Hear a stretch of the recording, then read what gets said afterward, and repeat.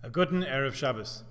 If we sum up and highlight a truism that we really already know, we have the takeaway message of Parsha Shelach. Normally, when we talk about this Parsha, our focus is on the spies and their poor scouting report of the land of Israel and how that turned what was to be a weeks-long journey into 40 years and a hot summer's day into Tisha B'Av. But for now, let's focus on the underlying message, not only of the spies incident, but of every incident in the Parsha. And that message is that attitude is everything.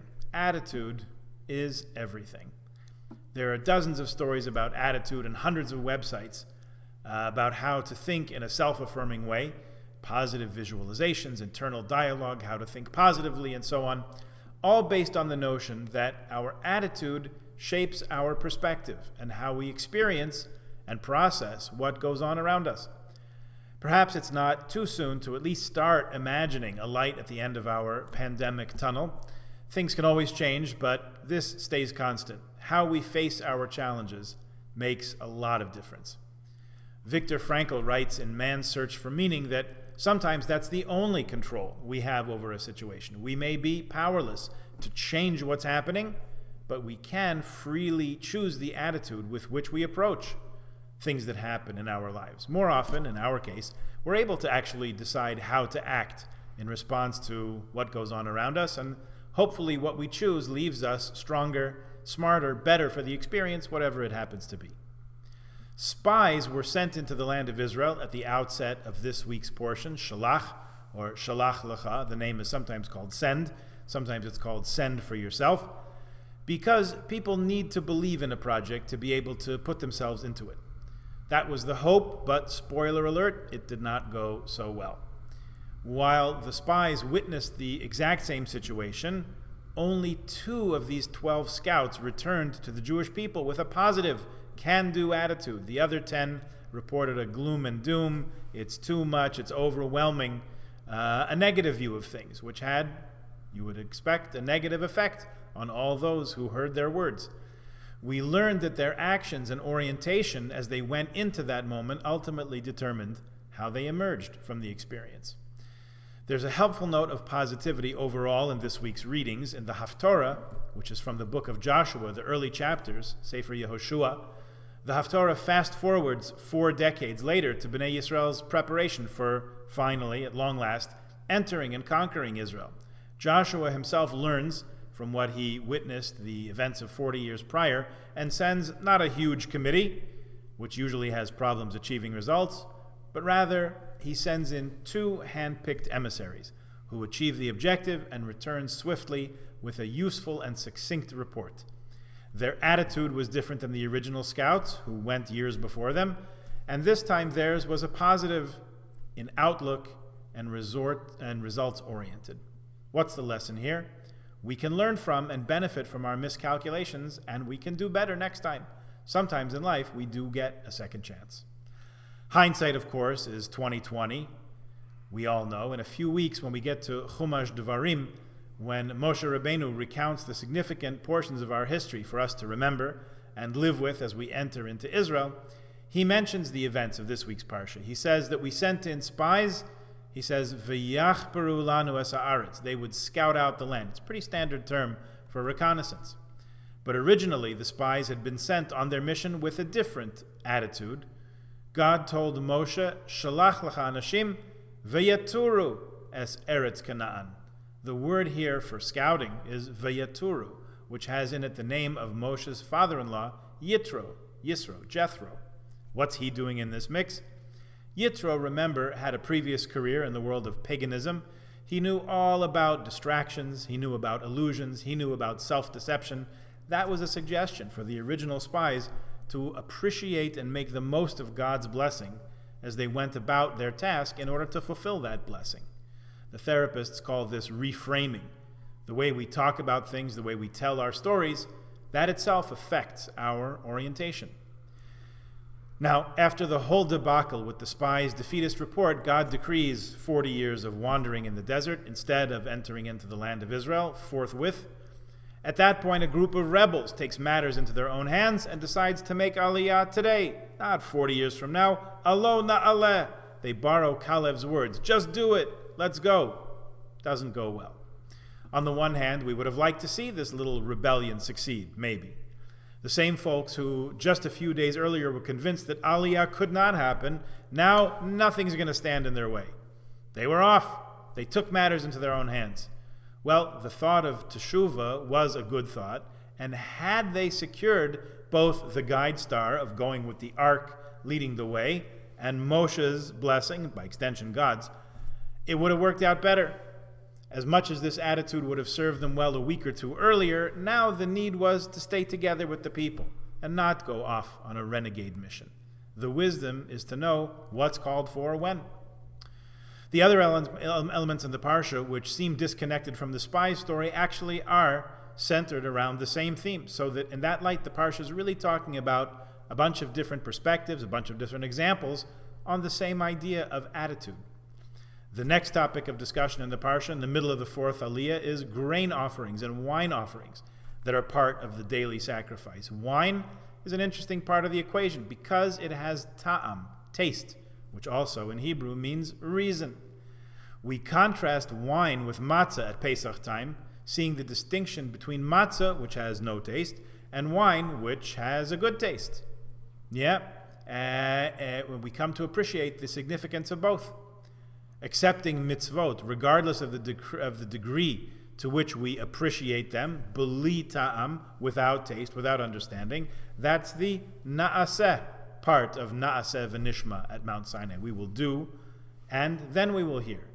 Internalizing, understanding, grasping, investigating the mitzvahs, based on our ability to think and probe and question, that's the nishma part, the second part of the dynamic. It can be meaningful to us, it can have a good taste, a good ta'am, geschmack, enjoyment, fulfillment. And of course, that attitude, that orientation toward positive action and positive thought determines a lot of how we experience our lives. Then, after that, there's a discussion of idolatry, which we understand from Maimonides' explanation in Mishnah Torah. Laws of idolatry is, in its earliest forms, paganism. Now, paganism doesn't deny God outright from the get-go.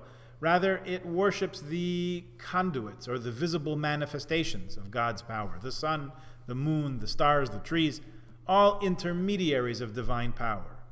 Eventually, of course, paganism forgets the supreme power, that from which all other being derives, and falls into worshiping these intermediaries as independent sources of power on their own. The original miscalculation of attaching any importance to the intermediaries is the attitudinal mistake which underlies idolatry. In the 6th and 7th Aliyahs of our portion this week, idolatry is labeled lishgaga, inadvertent, suggesting a benefit of the doubt. They didn't really mean it. Maybe all idolatry is just a mistaken misalignment of an attitude toward God. The penultimate incident in Parsha Shelach is the Mekoshesh Eitzim, the man who gathered sticks on Shabbat. He was warned by his companions to knock it off, but he continued. Go tell a Jew what he has to do. Good luck with that. Some commentators explain that this incident, like some we had last week, is actually out of chronicle sequence here. It transpired earlier in the narrative, at the end of Iyar, in the first year of the desert story after the Exodus. In other words, shortly before giving of the Torah at Sinai. If that's the case, people who brought this man to trial before Moshe and Aaron had no idea what the verdict should be. Neither was the Torah yet revealed to the Jewish people, nor the penalties elaborated. So what was the problem at all? The commandment of keeping Shabbat actually had been delivered, transmitted to the Jewish people a week prior to that at Marah.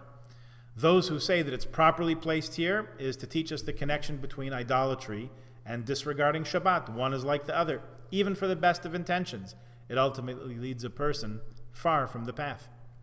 There's an explanation in the Gemara of Baba Basra. This incident actually took place as described in sequence right after the spies. This poor fellow thought, maybe justifiably, that since it wouldn't be his generation's destiny to enter the land of Israel, as the other mitzvot dependent on the land were suspended, perhaps the Shabbat mitzvot were now on hold also. The funny thing is that when people warned him, he kept it up. He persisted. On the one hand, it's very good. We admire self-confidence. On the other hand, says Pirkei Avos, don't rely on your own judgment. Al ta'amin ba'atzmacha ad yom mosach. And the last element in our parsha is among the more relatable, not just because it's in practice today, the mitzvah of tzitzis, tying a fringe on the corners of four-cornered garments. It teaches us that whether we are those who practice it daily or not, what you see around you shapes your attitude. Our initial postulate in today's talk is that attitude is everything. So if we surround ourselves with symbols and signs and opportunities, as a Jewish home and a Jewish life should have, certainly tzitzis, and also mezuzahs on the door, a pushka, a charity box within close reach, a siddur, a chumash, shelves of other Jewish books. And don't tell me it's all on the internet. First of all, it's not all on the internet. Second of all, you need to be able to get to it on Shabbos. And thou shalt not Google on Shabbos. Since we're talking about the virtual world, how do Zoom and YouTube and every other internet outlet shape our attitudes, the lenses through which we see that world around us? How about the songs that run through our head? What's the prism that they provide us to filter our experiences? Are they Jewish or are they not so Jewish? An attitude of appreciation that God took us out of slavery, an attitude of recognition that God's the master of all, is symbolized by the blue thread of tchelis and tzitzis, and remembrance leading to action, attitude informing practice. These are what this mitzvah is all about. At an even more basic level, tzitzis remind us that what we see day to day has the power to shape our attitude. Now we're coming, please God, b'mheira v'yameinu, speedily in our days, to the end of this pandemic business. Vaccinations are available, opening up again is going to continue. We're going to be able, hopefully, to reclaim some important parts of our lives again. Let's appreciate and give ourselves a pat on the back for keeping it together this far.